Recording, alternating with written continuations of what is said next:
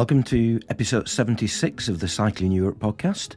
My name is Andrew Sykes, and about a month ago it was the Cycle Touring Festival. So, for a short weekend, headed over to Clitheroe in Lancashire, and again it was another interesting weekend of people talking about where they've been on their bike, talking about their experiences, giving advice, etc. And one of the people who was giving a talk this year was Tim Sanders. Tim has been to every single touring festival since it started in 2015. And he was giving a talk about cycling on the Istrian Peninsula and then into Italy and up to Munich in southern Germany. And on the Sunday afternoon, I had a chat with him about his experiences.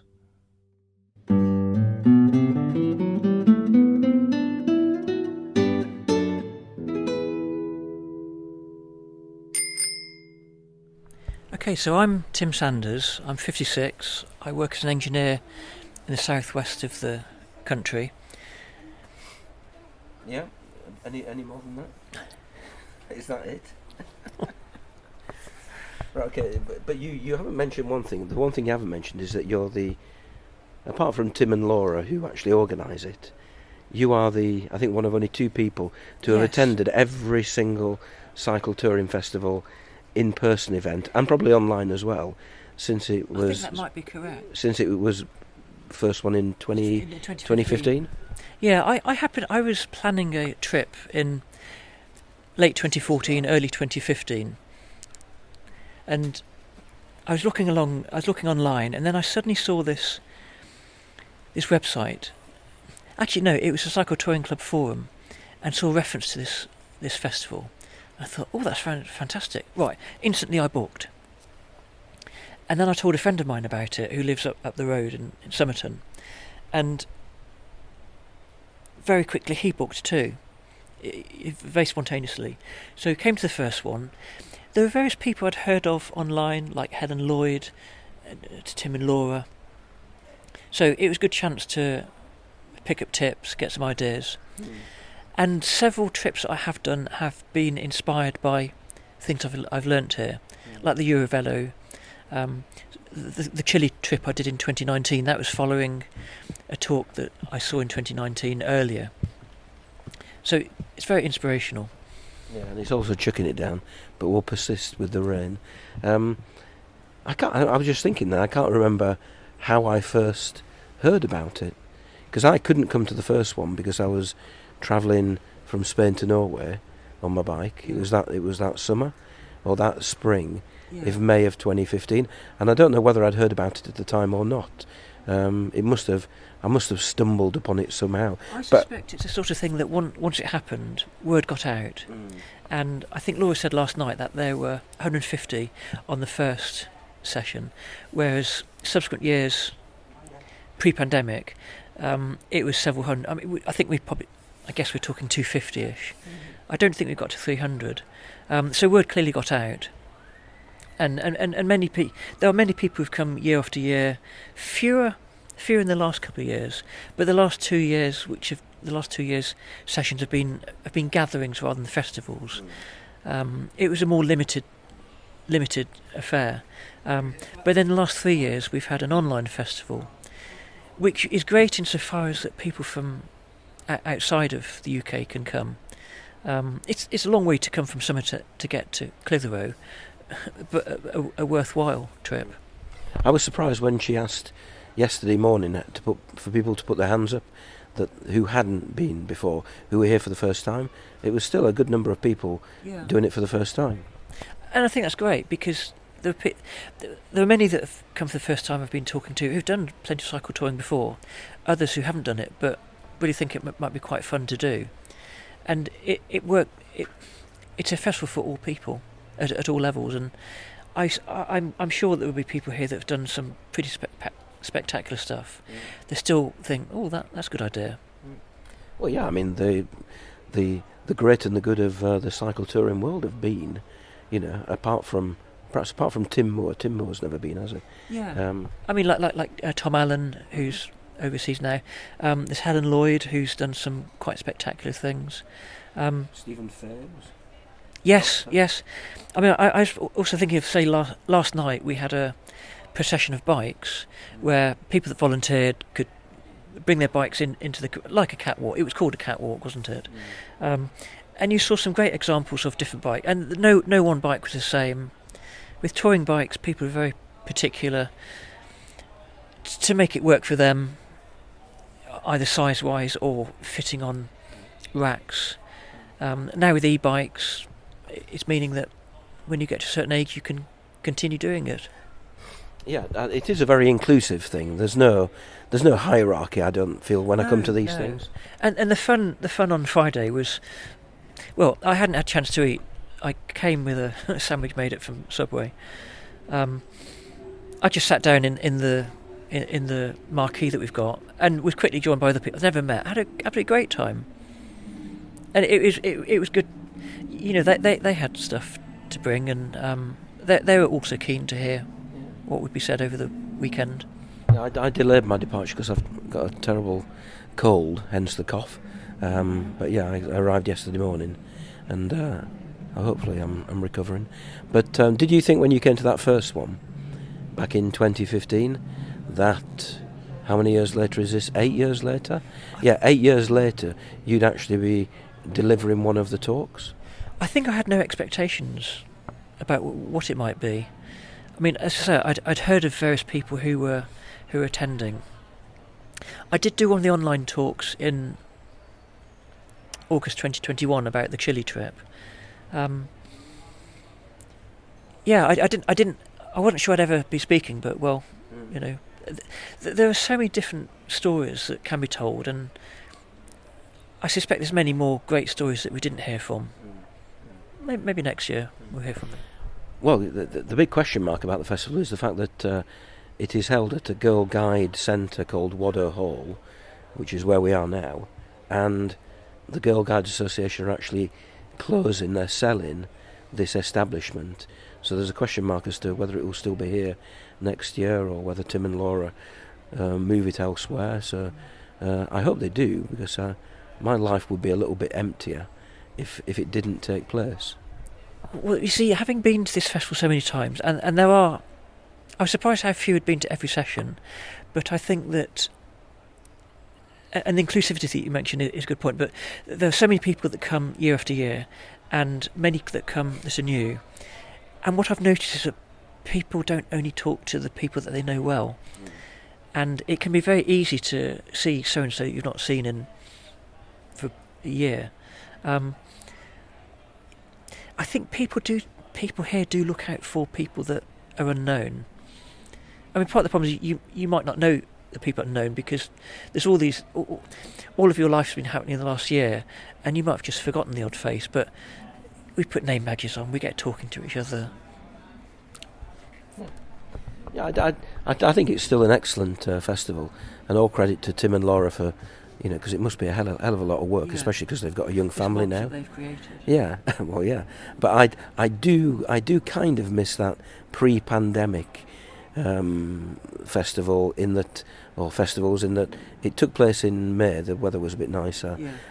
There was a bit more buzz about it, but like you say, it's more of it is now referred to as a gathering rather than a festival. It's a very difficult one. In the pre-pandemic, the festivals were, as you say, held at Waddow Hall, and we were using the Waddow Hall building, which had a big main room that we could all get in, and several side classrooms, and several other buildings, such as Ribble Lodge, where we could hold smaller gatherings.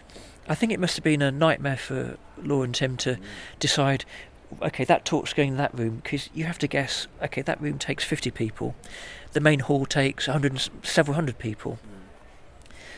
So you could have several sessions happening concurrently, whereas now it's largely event talks happening consecutively. And inevitably, in the pre-pandemic ones, you could find yourself, oh no, there's two different things I want to be on at the same time. So you just have to choose. Yeah. But going back to when it's sighted, the weather is much better at May, but May is also edging into the cyclotouring season. in Northern Hemisphere. I mean, I would say that winter is the traditional cycle tour planning season. And yeah, it's a difficult one. Some cycle tourists are harder than others. And yes, it's been quite wet this weekend, and it's not looking that optimistic for taking the tents down later. So I'm expecting to have a wet tent to dry off over the week.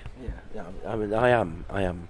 I'm being very picky there in terms of my comments, because I think it still is an excellent event, and it does make sense, I suppose, to have it at this time of the year, because people have been on their, a lot of people have been on their trips. They've got more to reflect on, and then they're beginning to perhaps have a few ideas for the following year. So it is a good forum to come to hear what possibilities, and then to spend several months thinking about them and procrastinating over planning before you eventually make a decision, I don't know, in February, March, April time of next year. Yeah, and the in-person aspect is lovely. I do totally get that having the online festivals has meant that many more people could see the talks, but in person you see the bikes, you see the people, then you see them at coffee. Oh, I've got another question for you, and it's a very easy place to be here. You hear lots of stories. Most of the stories inevitably involve some hardship. We heard about the Pamir Highway yesterday. There was hardship involved there with immigration and customs and transportation and the road surface, and you do hear stories of the Type 1 fun or the Type 2 fun. Type 1 fun being stuff that's fun at the time. Type 2 fun stuff being, you may well be questioning why you're doing this and why you are there at the time, but when you look back on it, you did enjoy it. That's Type 2 fun. A bit like teaching. Yeah. But there we go. I tried that once, back in 2004 and 2005. Yes, I can relate to that. Right. If I cough through this, my apologies. But you gave your talk about cycling two routes in Croatia, Slovenia and Italy and Germany. Yeah, and Austria. And Austria. Right, but you ended up, and you're going to talk about that now, but you ended up actually doing a different route or a different order of what you planned to do. Just talk about what happened after you planned your trip. So last festival gathering, Rob Ainsley gave a talk called Austria is Flat. It was an amusing talk. And that's Rob Ainsley, as in the person who provides the music for this podcast, and who I told last night that I apologise to him for forgetting to give him credit on every episode of the podcast. So can I squeeze that in now? The music is credit to Rob Ainsley, and it's very good. And if I forget at the end, So Rob gave this talk about a trip in Austria that he'd done, and that gave me inspiration when I got back to do a bit of surfing on the web. And I came across this route that goes from Venice to Munich, largely off-road or largely on quiet roads. And so that was what my plan for this year's travel would be. So I had a flight booked from Bristol, near where I live, to Venice on Thursday the 8th of June. It was really good because it would be leave Bristol at 11, which is fairly sociable time to get there. You then get to Venice at early afternoon and you could get on your way. So got the flight booked. Only 6 weeks later that got cancelled. The next flight available to Venice was on the Saturday, so 2 days later, but leaving Bristol at 7 a.m. And although it's only a 45-minute journey to get to Bristol Airport from where I live, it's not a sociable time to do that. So I looked around at what other flights were available, and one that I looked at was Pula in Croatia. I'd been to Pula before on holiday, so I knew it was a nice location. Where is Pula? Oh, so Pula is on the Istrian Peninsula in northern Croatia. So it's fairly near. It's the opposite end of Dubrovnik, but certainly in the northern part of coastal part of Croatia. And is it kind of opposite from Venice, really? Yeah. So Venice is in the northern bit of the Adriatic. Following the coast round, you'll get to Trieste, and then there's just a bit of coastal Slovenia, and then maybe halfway down towards the lower part of the Istrian Peninsula is Pula. So your original plan was to fly to Venice, and then do only the Venice to Munich bike route, and in doing that, I hadn't at that point intended to do the Parenzana Trail. It was when I was looking at the landing in Pula in terms of how I'd then get to Venice to start. I then did some web surfing and came across the Parenzana Trail. The Parenzana Trail is a disused rower line that goes between Porek on the eastern coast north of Pula, and that then goes inland through a medieval hilltop village called Motorvun, then back out towards the coast, and then coming out at the Croatia-Slovenia border before going through part of Slovenia and back out, finishing in Trieste. It's 123 kilometres long. Between Trieste and Porek there are 33 stations that communities are served by it. But it opened in 1902 as a narrow gauge, but closed in 1935 under Mussolini. At the time that it opened, it was part of the Austro-Hungarian Empire. Why was it built as a tourist? No, it was built to serve the inland communities, and it would be used for local freight for eggs, sheep, milk, and passenger transport. Because it's a considerable engineering undertaking. Yeah. The terrain there in the Istrian Peninsula is challenging. It's very hilly. Yeah, my history of the Austro-Hungarian Empire is not great, other than it clearly finished after that. But what the politics were at the time, that it was one country, one organised country then, whether it was done to develop trade. There are certainly other railway routes around there. There's one that you might have done on the Eurovelo 8 that goes from Ravin inland a bit, before the a coastal estuary that you go round. So I think they did have other railways. It's just that one they strung together as a cycle route. So why? Sorry to bang on about the railway line, but why did it only survive for 10 years? It made it from 33 years, from 02 to 35. But that's pretty short-lived. Yeah, but the politics of Mussolini might not make sense to us now, possibly. Yeah. It was a narrow gauge railway. Maybe he wanted to just have standard gauge. Maybe it didn't pay. I don't know the history of it. So basically, it's been repurposed as a cycle route, and it's part of the Eurovelo 8. No. As I understand, Eurovelo 8 runs along coastal Croatia, and this could make, if you were doing coastal Croatia, which is it's beautiful coast, but it's quite busy with tourists. This gives you a chance to escape that, to see non-coastal Croatia. The first bit of it in Porek, the route has long since been obliterated by modern development. It starts off with segregated cycle routes. There's one bit where it passes the main road where it looks it was a nasty crossing of a main road. Well, I just made a detour along the side of the road, along a track closer side of the road, a kilometre, and then made my way back. But apart from that, it was all on. There were on-road sections where you went through towns, but largely that was either segregated or on quiet roads. Right. And what's it called? What's the name of the route? It's called the Parenzana Trail, and there's a website called parenzana.net, and it goes into various information about the route, what the community's like, and periodically along where there were stations, there might be a notice board that gives you some history as to what the community was, what it was famous for. But along the route there were some amazing places to look at, one of which is Motorvun. There's a campsite nearby. Motorvun is a medieval village that's at the top of a hill. It's quite a long way up a hill. I mean, I did come across a load of touring cyclists that cycled up this very steep hill. Within the middle of this village there's a gated section that you then go into it's not but there's a big church and it like an inner courtyard. It's worth a visit.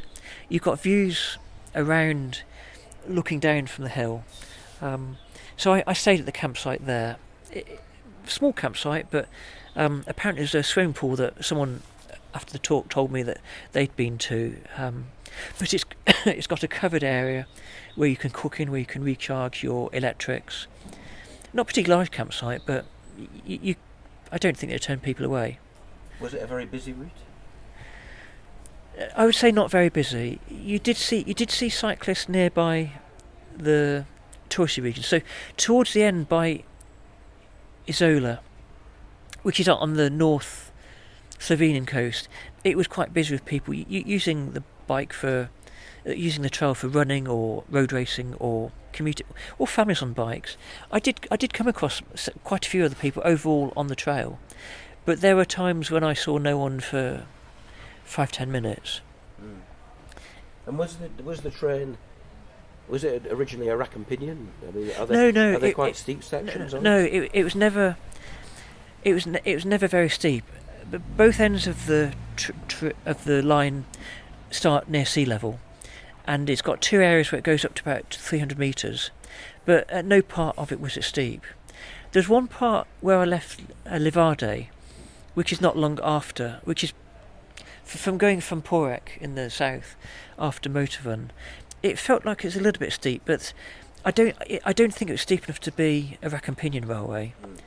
My guess is that with having a narrow gauge railway means that you can go in much tighter bends, and it does hug contour lines, and parts of it, when you look at it on the map, do resemble what you could do with squeezing a toothpaste tube with the squiggles that you get. I think that was just probably getting to pretty much the closest that a train could do. Yeah. But it was there wasn't dramatic mountain scenery, but what there was some views over forests, over. You had coastal views when you got to the bit where you oversee the approach to Slovenia. The approach to Slovenia was spectacular insofar as you've got a large inland estuary that goes to where the Croatian-Slovenian border is. But before that, you've got these 12th, 13th century salt flats, which have still worked. And there were some great views there. It's notable that the Parenzana.net website, the pictures they show of in the autumn, where you've got the fall, where you've got the turning leaves. I think it's one that would be quite good to do in the autumn. Yeah. And it is all in Croatia. There's none of it that's in Slovenia. Oh, it spans the three countries. So I'd say 2/3 of it is in Croatia. Then when you've gone past the salt flats, you then come to the border, and then you turn a corner, and then you go back out along this estuary, along the Slovenian coast. And I think that bit definitely is Eurovelo 8. And then at some point, before you get to the end of that Slovenian peninsula, you then turn inland, slightly uphill. There's an old railway bridge that you pass under, and I'm quite sure that's Eurovelo 8. I think the official GPX points that you download from Parenzana.net does take you right the way around the coast. I may be wrong, but I'm fairly sure the track didn't do that. Okay. But it does give you. It's only going to be a couple of maybe extra 20 kilometres to do that. But it's going to give you. It's a lovely coast, and I dare say there are more accommodation options. At this point, it's also used by the Bucket and Spade Brigade. People using it to run on, to walk on, to cycle on. And it finishes in Trieste. Yeah, in the outskirts of Trieste. At that point, you're still another 10-15 kilometres away from Trieste centre. Maybe I got that bit wrong, but I found finding a route into Trieste was difficult. When I looked on the Eurovelo 8 website, it didn't seem to show the route, or I couldn't find it. Trieste is obviously coastal. It's got several. It seems to be on several hillsides. There were some bicycle routes to get into Trieste. One of them looked like you need to do a bit of climbing. I was going to say, because when I Yeah. did my version of the Eurovelo 8, which by that point had completely abandoned the Eurovelo 8. Yeah. In fact, I don't know whether it was signposted at the time. This was back in 2013. I cut across one afternoon. I cut across Slovenia, and then I've got good memories of coming down these switchback roads, descending quite rapidly into the centre of Trieste. Yes, and I think had I have been bothered to cycle up some of those hills, I would have found those. Certainly, once you got the route I took was a main roadway in, but there were cycle lanes, not segregated from traffic, but there were painted lanes. But on some of these, when it then took you to a pavement bit of segregated cycling, you were then having to cross the road a few times. There were junctions that you could do this, but eventually you got to the seafront at Trieste, where there were some cycle lanes that you could take in. They were off-road. They were at the water's edge, also used by pedestrians. So there were plenty of people, pedestrians just wandering in. Yeah, and Trieste's a nice city. Yeah, I have. In a way, I regret not spending. I spent one night in Trieste. I regret it's somewhere I could go back to. I think I alluded to the day I got in was the day after Silvio Berlusconi died. So flags were at half-mast.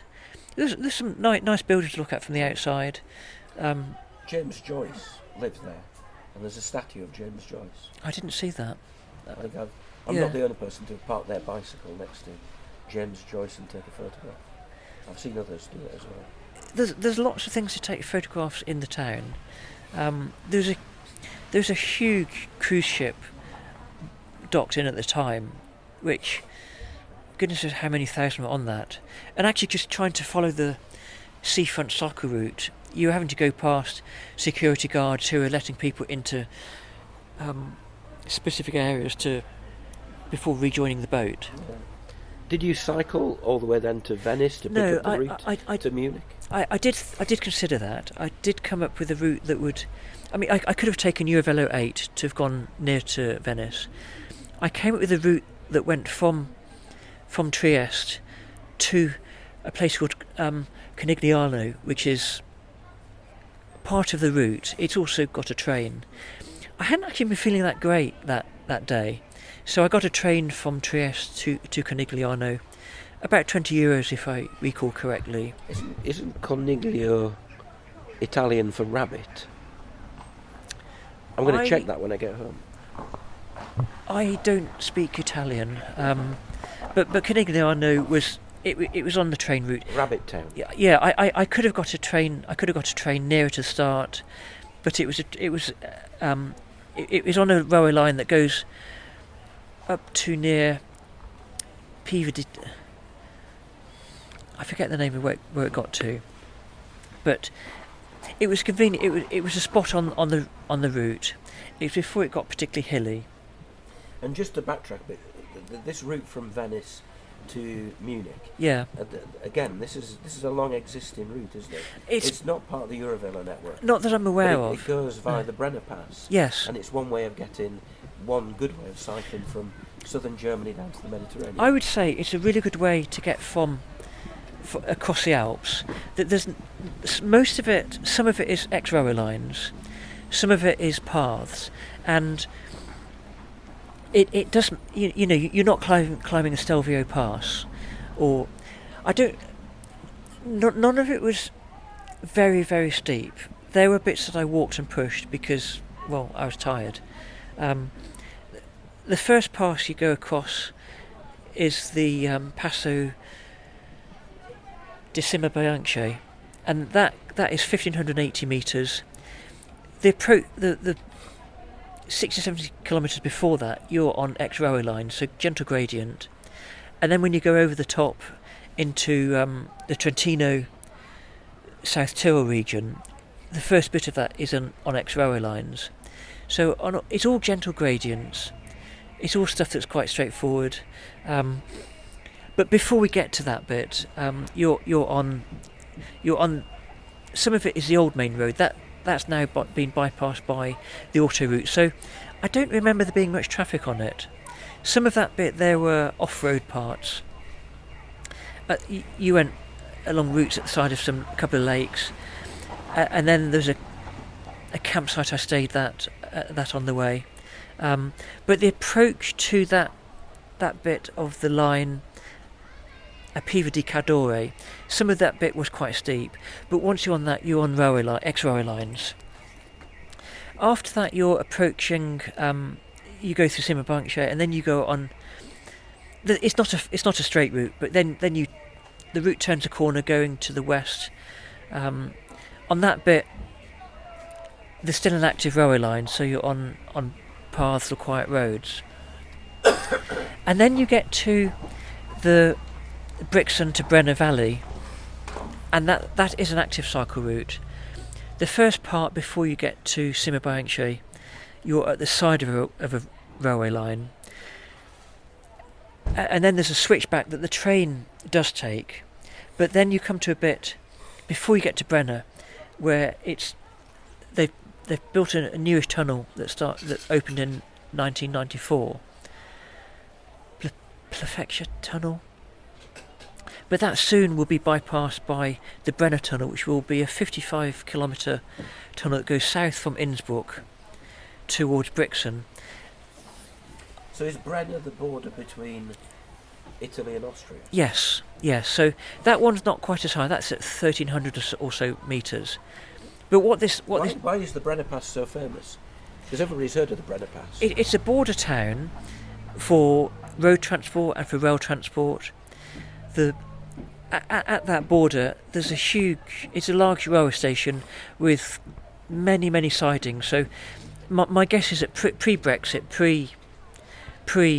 not pre-Brexit, but in post-war Europe, where trade was still going across borders, this would have been a border town with customs houses, with trade going from Italy to Austria. Is it the only pass?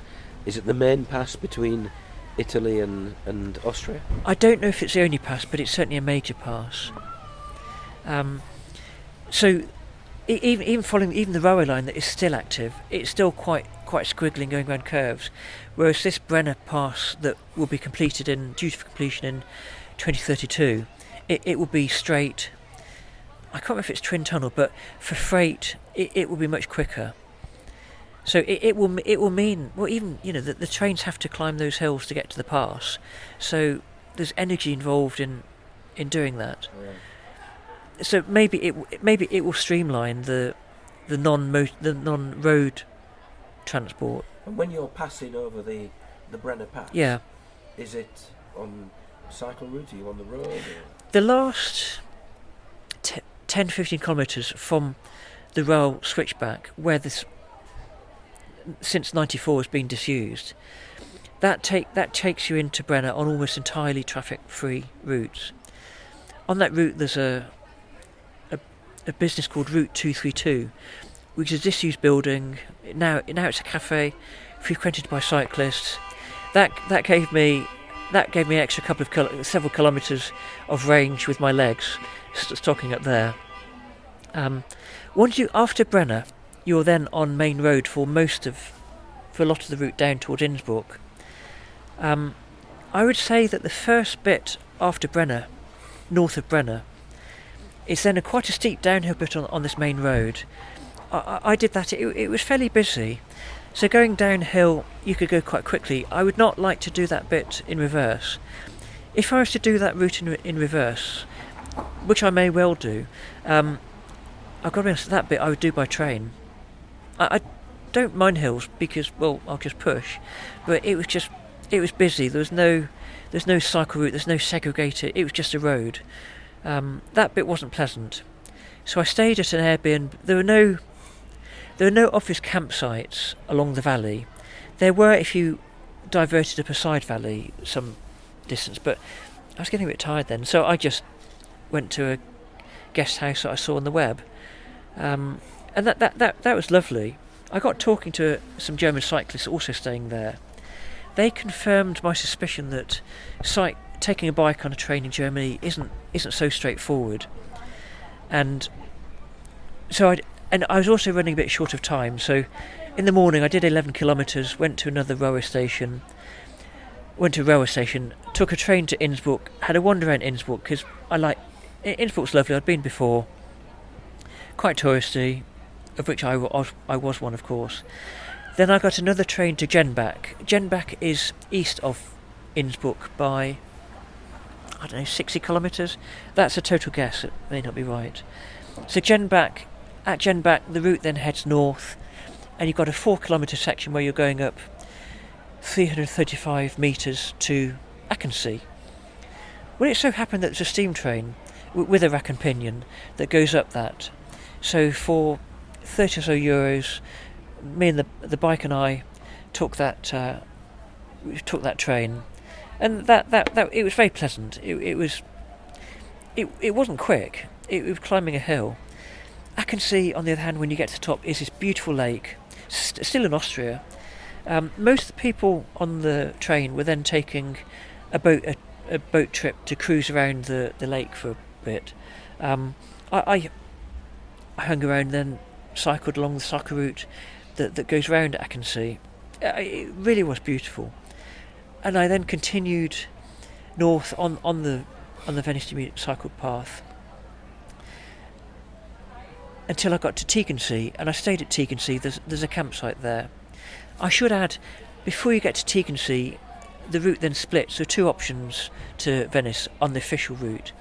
There's the east route that goes via Tegernsee, or the west route.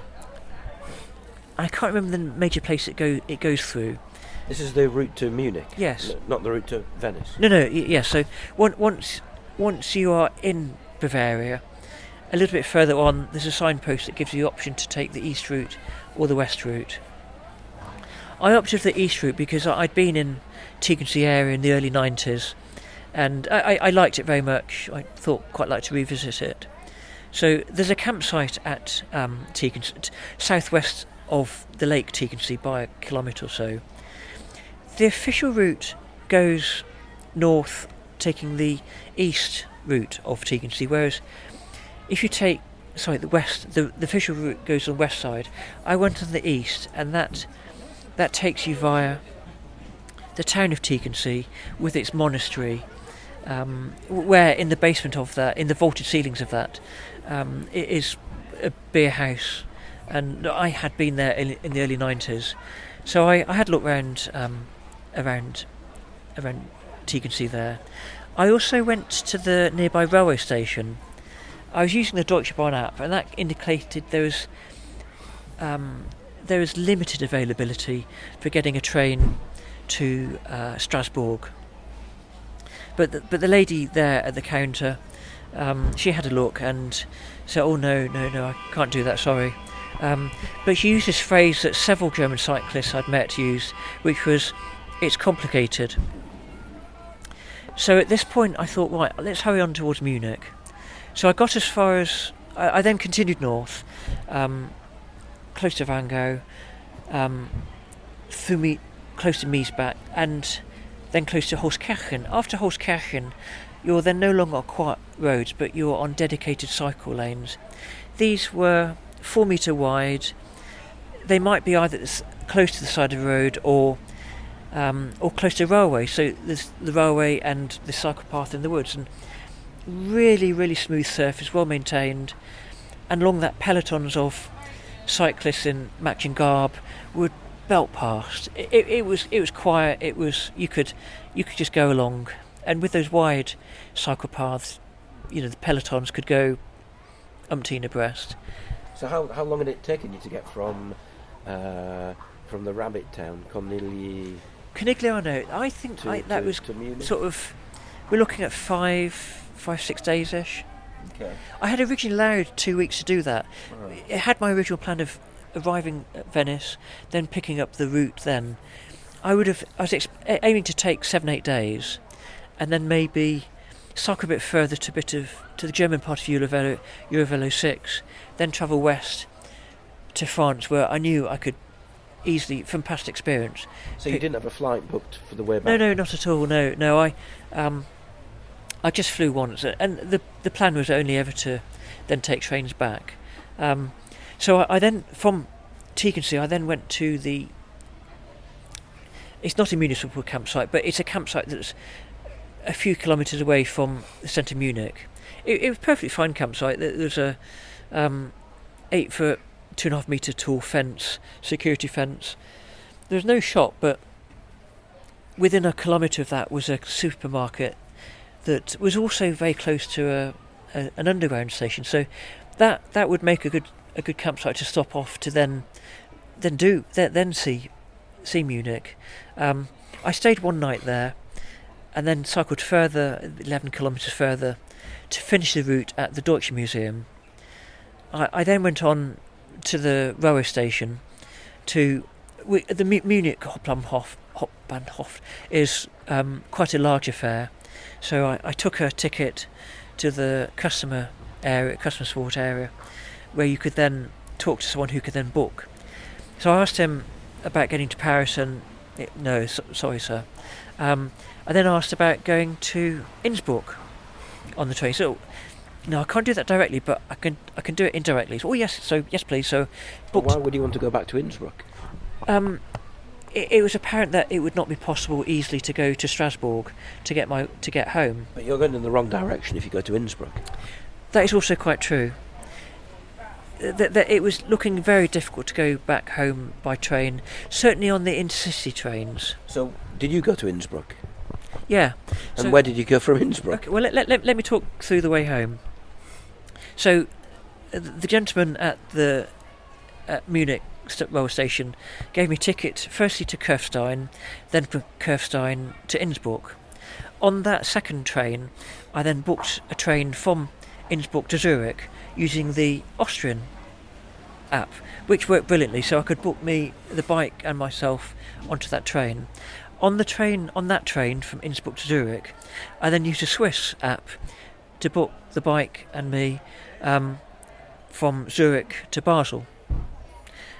On that train from Zurich to Basel, I used the SNCF app to book me and the bike from Basel to Strasbourg, and so also a hotel. You did get there eventually. Oh, absolutely. And you did all that in one day. Yeah, this is all one day. But that train was then going to get into Strasbourg at about 8 p.m. So I also knew from the SNCF app that I could get from Strasbourg to Paris. Availability there was 5 a.m. the next day, or 8 p.m. that same day, but getting to Paris at 9 p.m. I had no desire to get into Paris at that time in the evening, so I booked a hotel in Strasbourg by the railway station. So thought, brilliant, all sorted. So got into Basel, and at that point then the train to take us and everyone else to Strasbourg never came. And then word got around from the railway staff that a tree had come down between Basel and Mulhouse. So a rail replacement bus was arranged. That came at about 9ish, and they were able to take the bike, and everyone squeezed on the bus to get us to Mulhouse. So at Mulhouse, a number of us were waiting for a train for onwards travel to Strasbourg. That train didn't arrive until 1 a.m, which meant that we then and the other stranded passengers didn't get to Strasbourg until 2 a.m. But you'd booked your hotel in. And I had a hotel booked. So I did get my money's worth from that hotel. My plan was to get into Strasbourg at 8 p.m, dump the bike, have a wander around, bite to eat, take some pictures of illuminated buildings.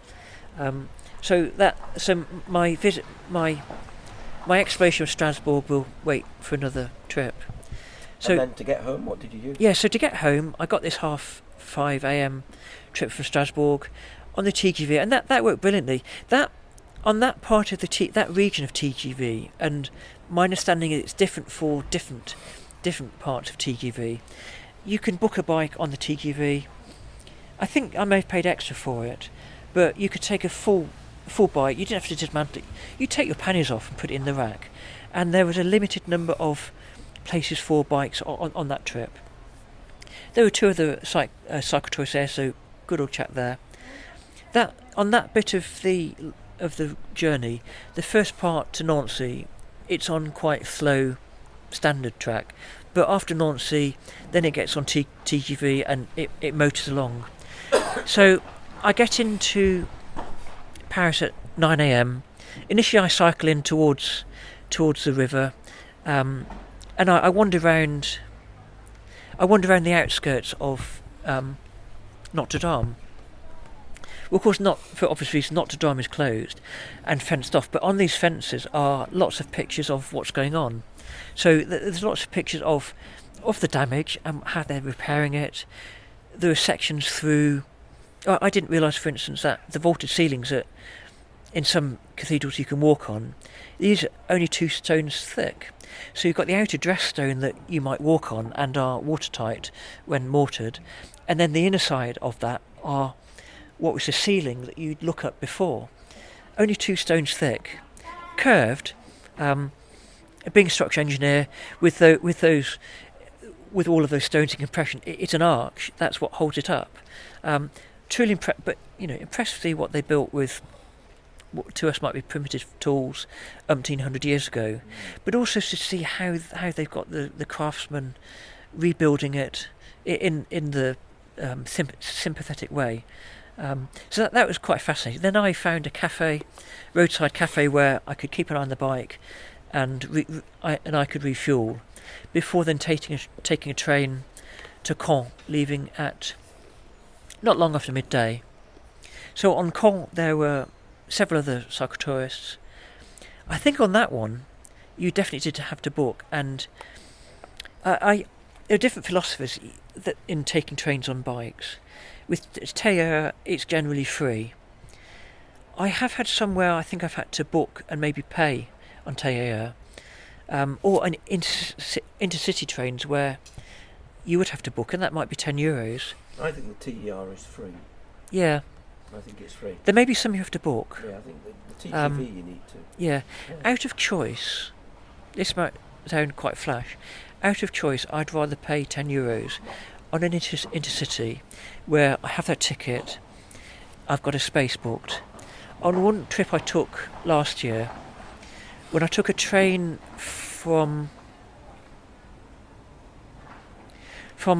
Nantes to Pornichet, I did have a bike space booked, and I put my bike on, and another cyclist turned up, but it was also a school being used for school.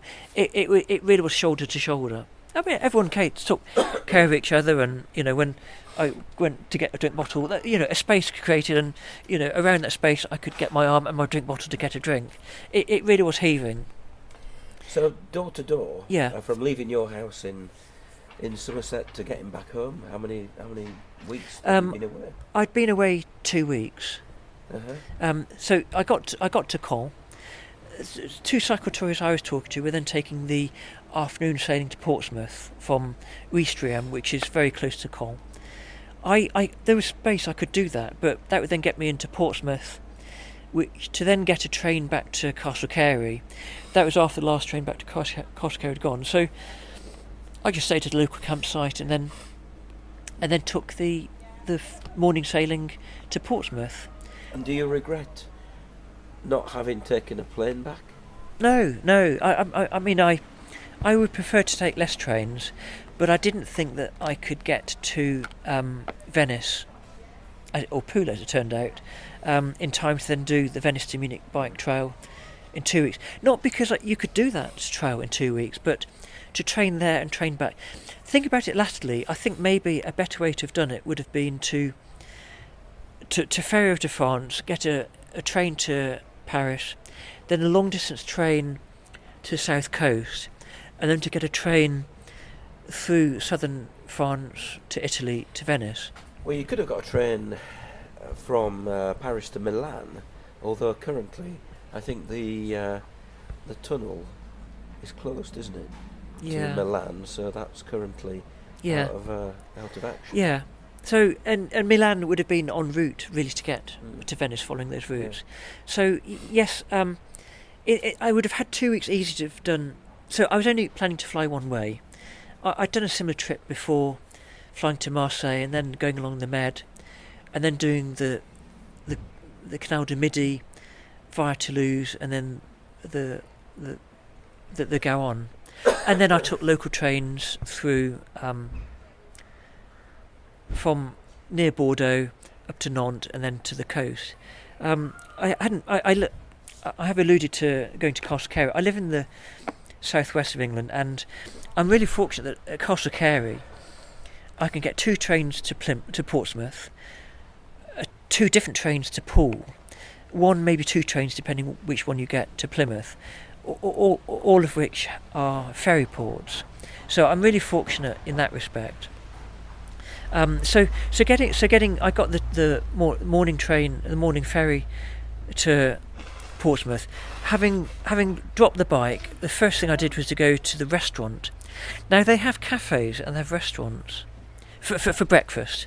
So first thing I got on, I was hungry, wanted breakfast. They have a restaurant, and for something like 20 quid, it's it's buffet. You could have a cooked breakfast. You then go to the buffet and have a cereal breakfast. You then go back to the buffet and have a continental breakfast. It pretty much was all you could eat. So I think possibly I got better value than going to the... And it was deserted. I went there, first of all, got a seat with a window seat so you could watch. I was probably in there a good half an hour, 40 minutes, munching away.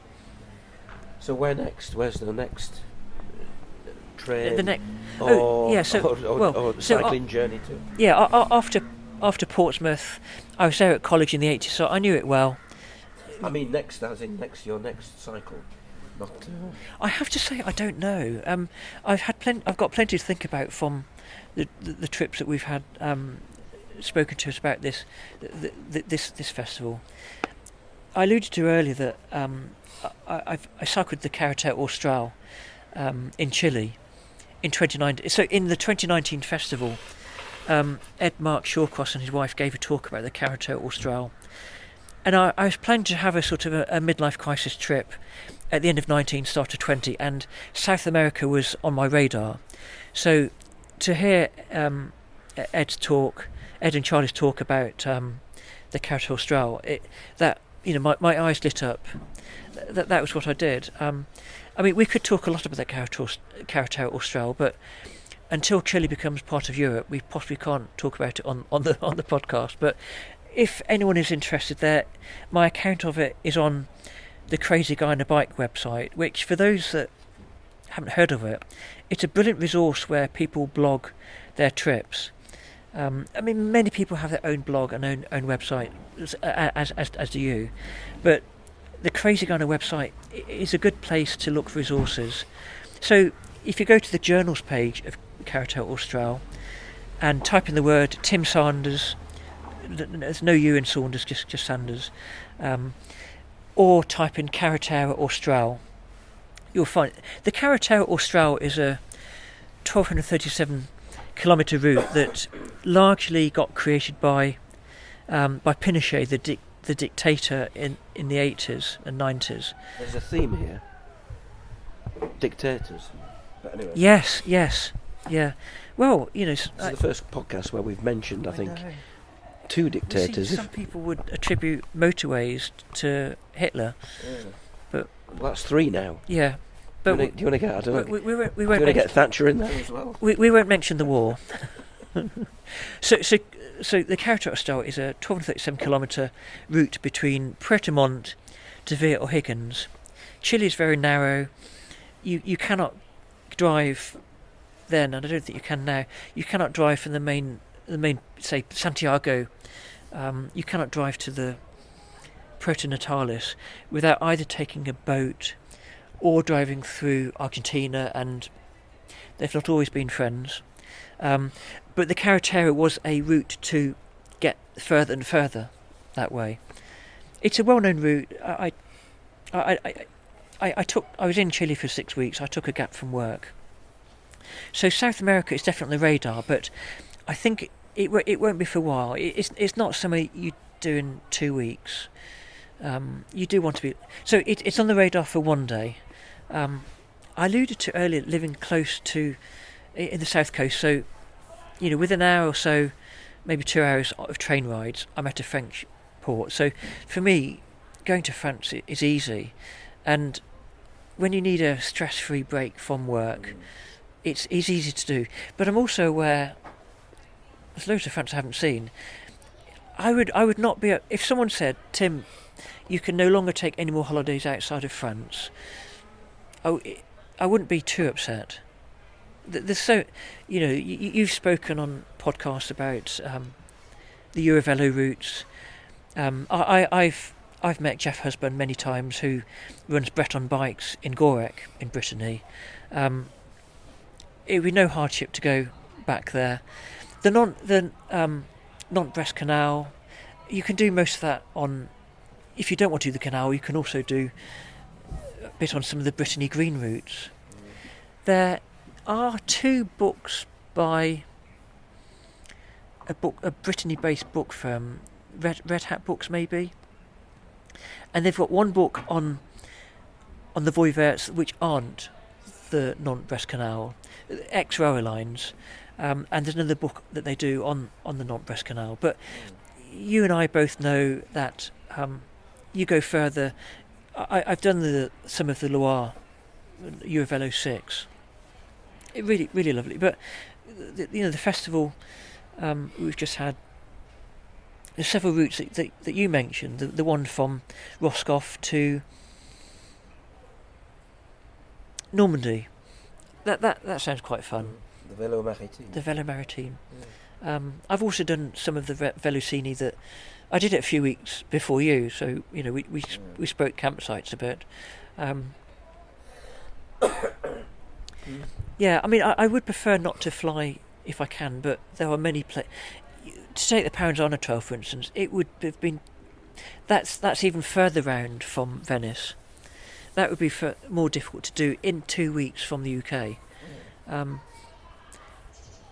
There's I look forward to one day retiring and doing some of these, or I joke with friends that I keep looking out for a job advert for a wanted full-time bicycle tourist, apply within. I that hasn't appeared on LinkedIn so far. No. Yeah, I'm looking for that too. Yeah. Right, well, thank you, and enjoy your cycle back down to Somerset from Lancashire. Unfortunately, I have to confess, I will be driving my 18-year-old Audi down, visiting my father on the way. Shame on you. Thank you. Thank you very much. Thanks to Tim for agreeing to have that chat in the rain over in Clitheroe about a month ago. And as you probably heard, I had a cold at the time, and I can't believe that now, a month later, I'm recording this and I've got another cold. That's why I sound so croaky. Hopefully next time I'll be back up to 100% fitness, and I won't be croaking my way through either the interview or the introductions. Anyway, thank you for listening. This has been episode 76 of the Cycling Europe podcast. If you want to contact Tim, by the way, you can do so. The easiest way to do that is to look for @Tim and his bike on social media. He's on Twitter, Instagram, Threads, and he will answer anybody's questions if you've got them. So thank you for Tim for agreeing to talk to the podcast. If you'd like to talk to the podcast, then please get in touch. You can do so by visiting the contacts page on cyclingeurope.org/contacts.